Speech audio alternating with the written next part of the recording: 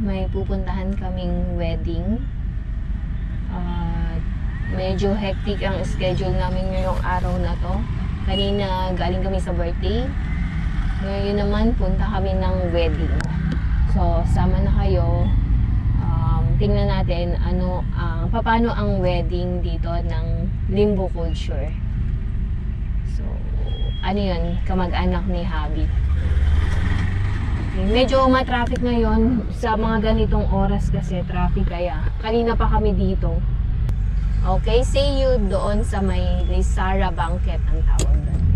Ewan ko paano ma-pronounce yun. Tama ba? Banquet? Banquet? Basta parang ganun. Okay? Nandito pa rin kami. Grabe ang traffic. Paunti-unti ang urong. Pati yung ambulansya na stuck na din doon. So time check 6:40 ng gabi. Ganyan lang yung urong niya, paunti-unti.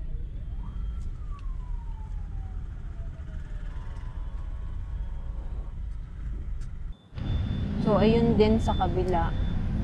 At least sa kabila medyo gumagana yung ano.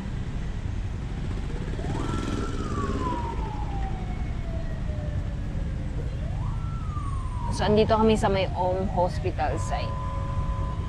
Ayan, grabe ang traffic. Yung ambulansya naipit din. Kahit dun sa kabilang side, traffic na din. Hindi ko lang sure kung nakikita nyo, medyo madilim eh. Pero traffic both sides. Anong petsa na kami makakarating nito? Ay. So ayan, nakalabas na kami sa ma-traffic na lugar. Smooth na yung travel.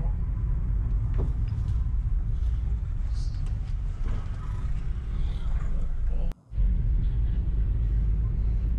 So, ito, malapit na kami. May Hilton Hotel doon sa side na yun. Madadaanan natin.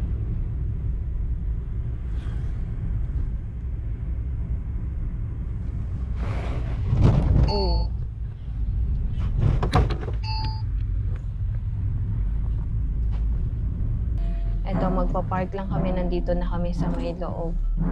Ayun ang tsura niya. Pasok tayo after a while. So, andito na kami. Kung naririnig nyo, meron. I-tour ko kayo. Sandali. So, ito yung parking. Tapos, ito. Malaki din. Takali Kitchen. Lisara. May sound doon banda. Ito ba yung main entrance? So, andito na kami. Ito yung pinaka-reception. Meron siya dyang ano.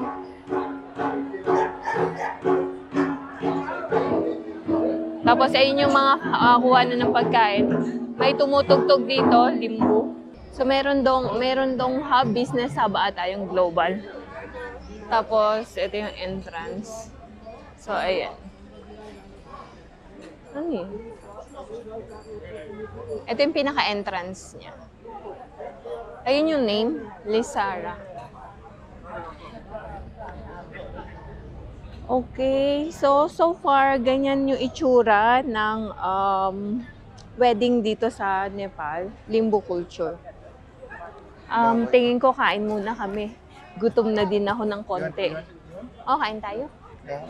Okay. So, ayan. Ayan yung mga handa. Let's see, may momo. Wala na. Ito, sauce to ng momo. Oh, okay. Tapos, meron ditong ano, ito, fish. Fish ba yan? Ayoko. Chicken 65. And veg, tempura. Oh, there's paneer din. There's paneer. May paneer. Oo. So, tingnan natin yung mga pagkain. Paneer pakoda. And then, mushroom pakoda. Mustang alu. And then, this is peanuts sa deko. So, ayan yung mga pagkain dito sa, sa wedding. Walang rice, no? So, usually, walang... Rice, this one is starter. Starter pa lang pala to. So, mamaya pa yung rice nila isa-serve. May baboy dun sa may, unahan. So, chabrong daw to, traditional limbo instrument. So, every wedding, makikita nyo to, tumutugtog silang ganyan. Not only wedding, And all the, function, okay. Oh, You try. okay, try natin yung pagkain dito sa ano. Ano pa lang to, starter. So, kain muna tayo ng starter. Mamaya na yung pinaka-main dish. Pero grabe, ang lamig dito sa labas. Salty? Salty? Hindi maanghang? No. Ano to paneer? Paneer is same like cheese. Parang cheese din siya. Masarap yung paneer. Cheese na parang tofu.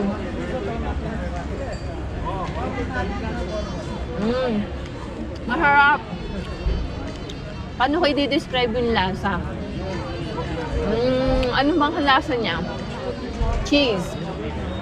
Alam niyo yung cheese stick na ibinalot, parang ganon. Pero medyo maalat. So, ayan. Ito, momo to. Na may sauce. Medyo maanghang. Okay? So, first time kong a-attend dito ng wedding sa Nepal. Aside from dun sa wedding namin. Kasi nung wedding reception namin din, I think way back 2009. Ganto rin siya. So, after nun, first time ko lang ulit a-attend ng wedding dito sa Nepal. So ngayon, so ngayon makikikain tayo ng bonggang-bongga. Okay. Kain na din kayo. Kain kayo guys. Masarap to. Tapos itong paneer masarap. Oo. Itong paneer masarap. Isa ito sa pinaka-paborito ko dito. Ano siya? Para siyang tofu pero cheese. Try nyo din. Tingin ko available naman siya sa kahit saang grocery stores. Masarap yung paneer. Paneer you want? I'll take paneer. I can take, no? Okay. Pagod ka na mamaya. Oh, it's okay. No problem. Whole day I just need to make this one. Can I put the here? I just need to take this no?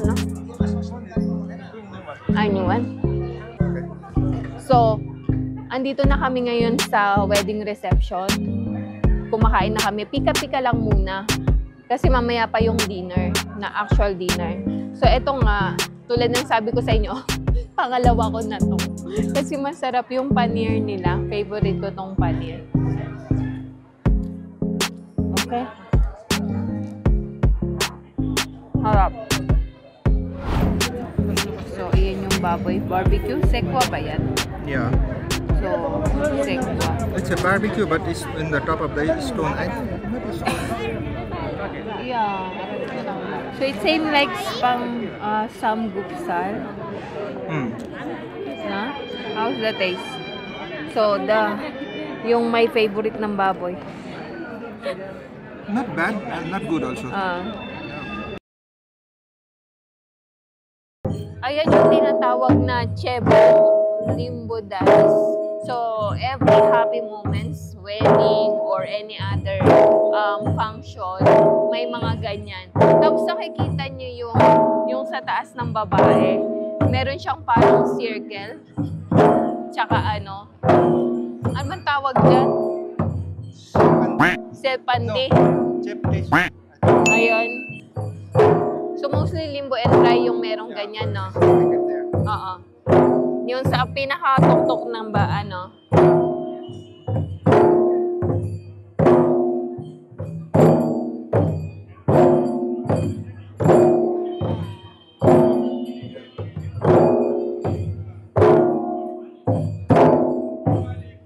mostly yung mga sayaw ganyan lang dito.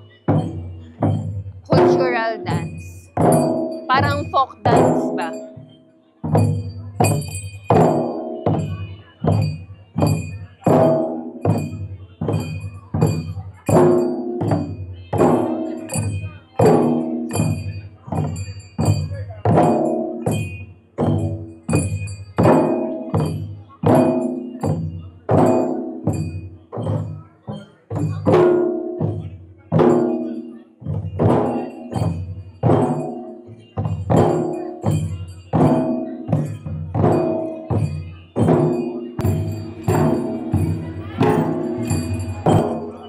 Okay. taon, pinapanood ko tong ano, parang folk dance. Parang folk dance sa atin. Usually, yung mga sayaw nila dito, ganyan yung mga moves. Ayan. Traditional chebrong dance ng Limbu.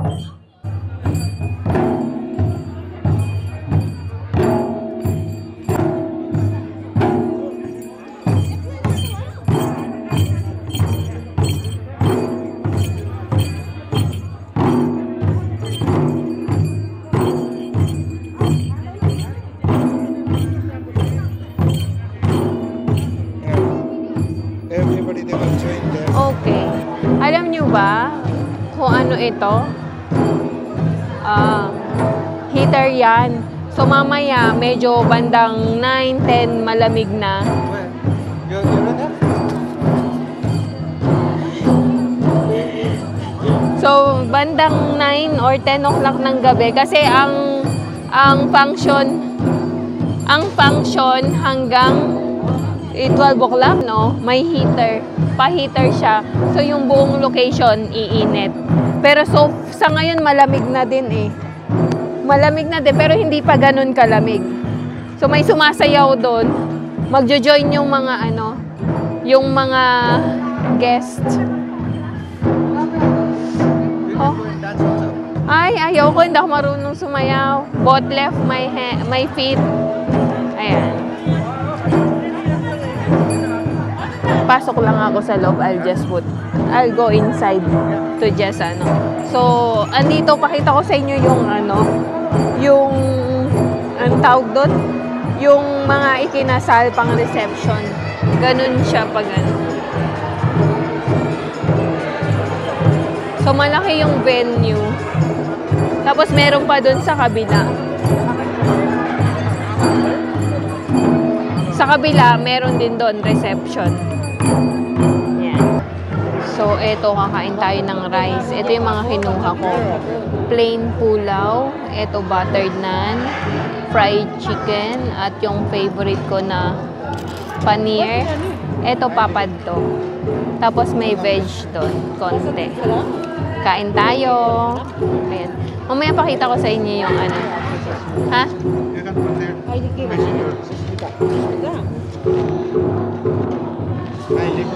Okay. Unahin natin yung papad.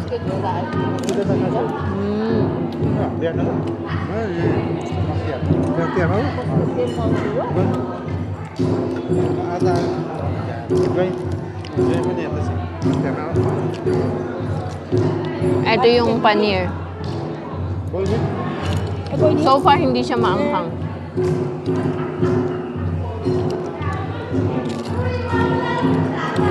May kinuha din pala akong dal. Red beans na dal.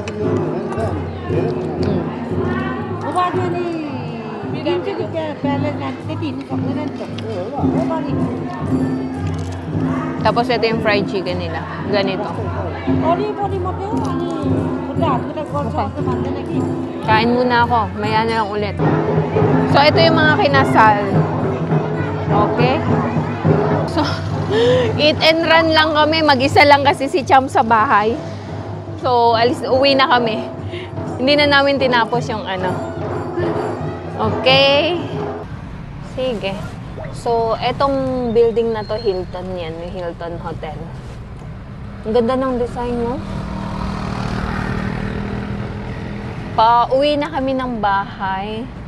Kasi, ayun nga, sabi sa inyo, mag-isa lang si Cham. Ayaw niya kasing sumama sa mga lakad namin. May sarili na siyang, choices. May sarili na siyang desisyon. Ayun, Hilton Kathmandu, hindi ko na-capture. Sayang. This is headquarters of police. At Naxal? Yeah, that's the. So, Naxal area to. Yung pinaka-headquarter ng police state. I'll make like this. It will fall down.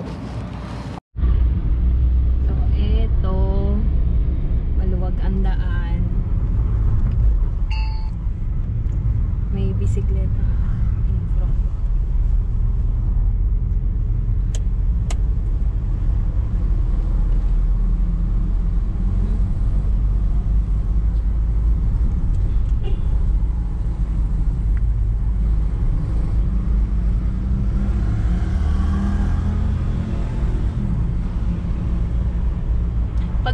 natin dito, Sukedara Chowk na.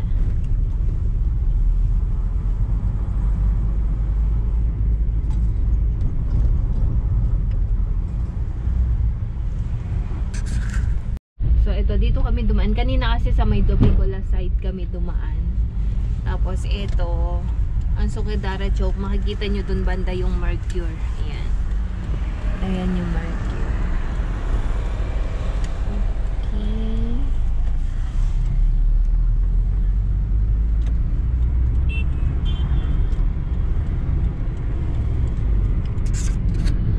Okay. Good night everyone. Salamat po sa panonood. And God bless you all.